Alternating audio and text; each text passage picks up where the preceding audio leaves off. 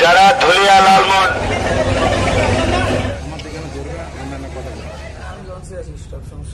ভাড়া কত?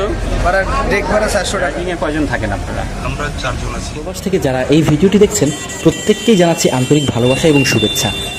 আমি এই মুহূর্তে রয়েছি ঠিক সদরঘাট লঞ্চ টার্মিনালের সামনে। 10 টাকার টিকিট কেটে ভেতরে প্রবেশ করলাম।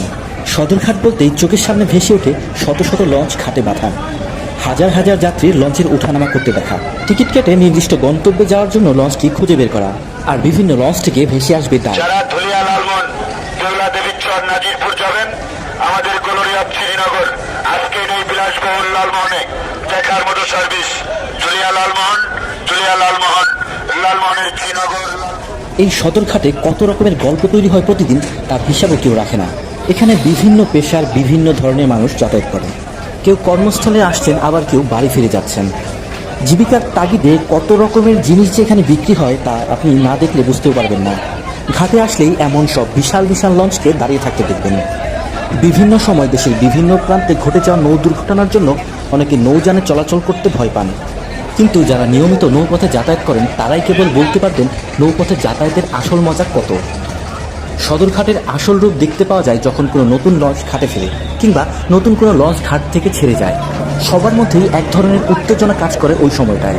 শুরু হয়ে যায় কে কার আগে লঞ্চে উঠবেন কিংবা কে কার আগে লঞ্চ ত্যাগ করবেন সেই প্রতিযোগিতা। যেহেতু নৌযাত্রাগুলো সাধারণত কয়েক ঘন্টার হয়ে থাকে, তাই প্রত্যেকেই চেষ্টা করেন তার জন্য সেরা আসনটি খুঁজে বের করার। লম্বা জার্নি হওয়ার কারণে অনেকেই এখান থেকে কিছু কিনে নিয়ে যান খাওয়ার জন্য, তাই হকারদের মাঝেও এক ধরনের প্রতিযোগিতা লক্ষ্য করা যায়। যারা কখনোই এই নৌপথ দিয়ে যাতায়াত করেন না তাদেরকে আমরা আজকে দেখাবো একটা লঞ্চে কী কী ধরনের সুযোগ সুবিধা থাকে।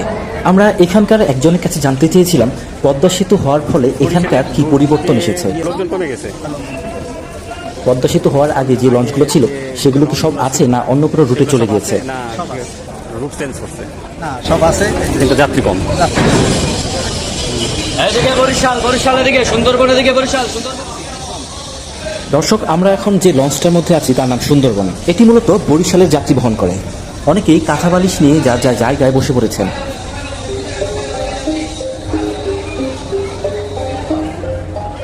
চলুন দর্শক, সুন্দরবন লঞ্চটি আপনাদেরকে একবার একটু ঘুরিয়ে দেখাই। এখানেও কিছু মানুষ কাঁথা বালিশ নিয়ে শুয়ে পড়েছে।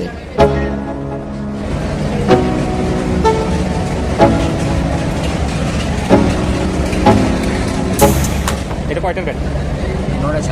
9টা। আপনার বিক্রি বাটটাও তো কমে গেছে। হ্যাঁ, আমরা এখন লঞ্চের ছাদের উপর উঠে বাইরের পরিবেশটা দেখার চেষ্টা করব। নদীর দুই পাড়েই অসংখ্য ছোট ছোট নৌকা রয়েছে। অনেকেই এই পার থেকে ওপার হওয়ার জন্য এই নৌকাগুলো ব্যবহার করে থাকেন।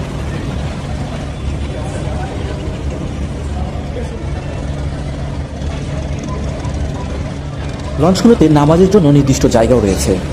সুন্দরবন এই লঞ্চটি যে খুব বেশি বিলাসবহুল সেরকম কিন্তু নয়, তবে ঢাকা বরিশাল রুটে বেশ কিছু বিলাসবহুল লঞ্চ রয়েছে। এটি এই লঞ্চের একটি কেবিন।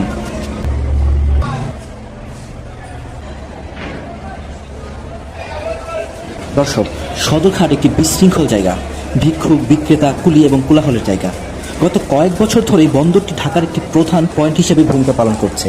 এই সদরঘাট টার্মিনালটা কিন্তু 24 ঘন্টায় খোলা থাকে।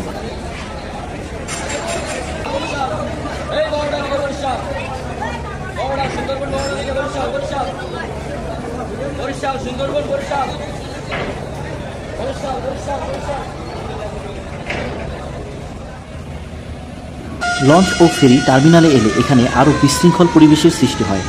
হকাররা তাদের পণ্য বিক্রির জন্য ঘুরে বেড়ায়, পথশিশুরা অন্যের সাহায্যের জন্য ঘুরে বেড়ায়।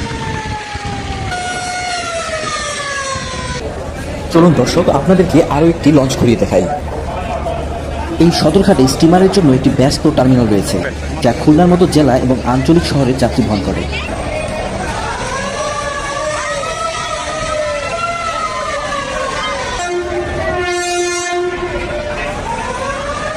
বুড়িগঙ্গা নদীর উত্তর তীরে যাত্রীদের জন্য লঞ্চ বা ফেরিগুলো একে অপরের সাথে সারিবদ্ধভাবে বেঁধে রাখা হয়।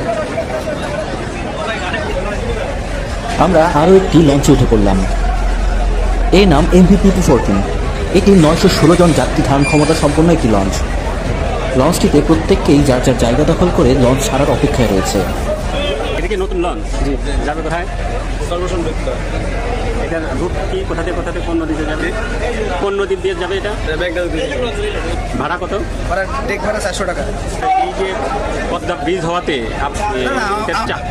পদ্মা ব্রিজ বরিশালের সাথে সংযোগ আছে, এরপরে বরিশাল যাত্রী হালকা কমছে, হালকা বেশি না। ভোলা যাত্রীতে পদ্মা দিয়ে কি করবো? দ্বিগুণ খরচ, আরো বেশি খরচ। বরিশালে যদি 3 গুণ খরচ দেবে। এরকম যাত্রী, এটা ধারণ ক্ষমতা কত? যাত্রীর মধ্যে 915 জন মনে হয়। বুক হয়ে যায়? বুক হয়ে যায়? হ্যাঁ, বুক হয়ে যায় বা খালি থাকে। এখন তো যাত্রী চাপ নেই আগের মতো।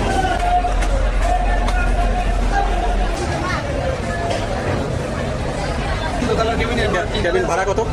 সিঙ্গেল 1300 টাকা, ডাবল 2500 টাকা। আমাদের VIP কেবিন আছে। আপনাদের কি ফ্যাসিলিটিস আছে? কি খাইতে দেন? হ্যাঁ, খাওয়াটা তো খাওয়া কি ভাড়ার সাথে? এটা VIP কেবিন।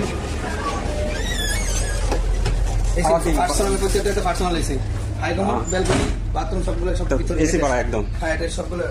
এটা ভাড়া কত? এটা ভাড়া আছে এখানে 2-3 কোয়ালিটি আছে। হ্যাঁ, মাঝারি সাইজ, বড় সাইজ, ছোট সাইজ। একটা ভিআইপি কেবিন দেখুন না। ভাইয়ের নাম কি? আমার নাম মোহাম্মদ রাহাতুদ্দিন। আমার চ্যানেল দেখে কেউ যদি আসে, আপনাদের কোনো ডিসকাউন্ট আছে? ডিসকাউন্ট বলতে এখন এখানে তো আর সমস্যা নাই, আসতে বলবো। রাহাতুদ্দিন, আপনাকে খুঁজলে হবে? হ্যাঁ, আমি লঞ্চে আছি, সব সমস্যা নেই। কতটা ক্যাবিন আছে? এখানে আছে 11 পিস। 11টা। ভাড়া যেন কত বললেন? ভাড়া আছে 3 ক্যাটাগরি।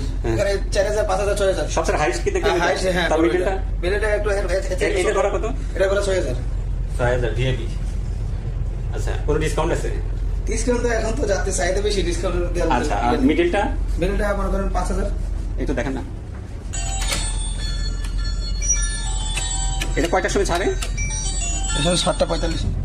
7:45।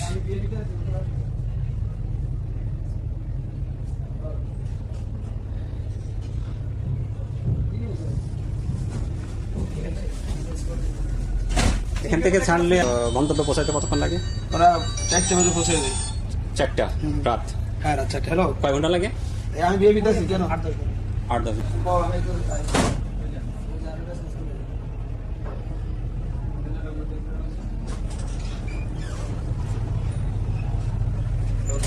আমরা ওনাদেরকে অনুরোধ করলাম ড্রাইভারের সাথে একটু কথা বলিয়ে দেওয়ার জন্য।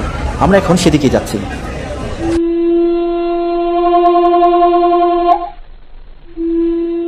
চালক শুরুতে একটু অপ্রস্তুত থাকলেও পরবর্তীতে কথা বলতে রাজি হয়েছে। প্রথম শ্রেণীর ইংল্যান্ড মাস্টার। পার ট্রিপে কিরকম আয় হয়? 2-2.5 লাখ 3 লাখ টাকা। কতদিন লঞ্চ চালান আপনি? 30 বছর। এই লাইনে আজকে 6.5 বছর। 6.5 বছর। এর আগে আবার পারাবতেও চাকরি করছি 15 বছর আগে। আচ্ছা আচ্ছা, এটা কোথা থেকে কোথায় যায়? ঢাকা থেকে বেদুয়া। এটা লঞ্চের স্পিড কিরকম ওঠে? এখানে আপনার নদীপথে নটিক্যাল মারি সব। হ্যাঁ, ডাউনে যাতে প্রায় 17-18 নটিক্যাল মাইল চলে। আর আপে আসতে 12 নটিক্যাল 13 নটিক্যাল স্পিডে চলে। আপনার এইটার ক্যাপাসিটি, যাত্রী ক্যাপাসিটি কত? যাত্রী ক্যাপাসিটি 900। আপনি এই কাজ করতে আপনার মানে ভাল লাগে?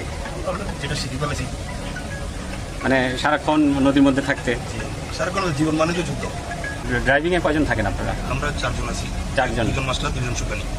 2 জন ঘুমায়, 2 জন চালায়। আচ্ছা, ঠিক আছে, থ্যাংক ইউ। ধন্যবাদ।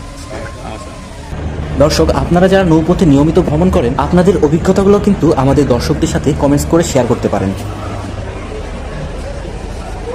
আপনার এখানে কি কি খাবার পাওয়া যায়? চা, কফি, ড্রিঙ্কস। বাইরে যে দাম সেই দাম একই দাম? যেমন যদি আমি ধরি রুচি চানাচুর, হ্যাঁ, কত? এই যে ছোটটা, 15 টাকা। এই যেটা 15 টাকা। বাইরে কত? 10 টাকা। দর্শক, আমাদের আজকের ভিডিওটি আপনাদের কেমন লেগেছে অবশ্যই কমেন্টস করে জানাবেন। ভালো লেগে থাকলে লাইক দিবেন, বন্ধুদের সাথে শেয়ার করতে ভুলবেন না। আমাদের চ্যানেলে নতুন হয়ে থাকলে আমাদের চ্যানেলটি সাবস্ক্রাইব করতেও ভুলবেন না। আজ সদরঘাট থেকে বিদায় নিচ্ছি, খুব শীঘ্রই দেখা হবে। ততক্ষণ পর্যন্ত আশা করব সবাই অনেক অনেক ভালো থাকবেন। আল্লাহ হাফেজ।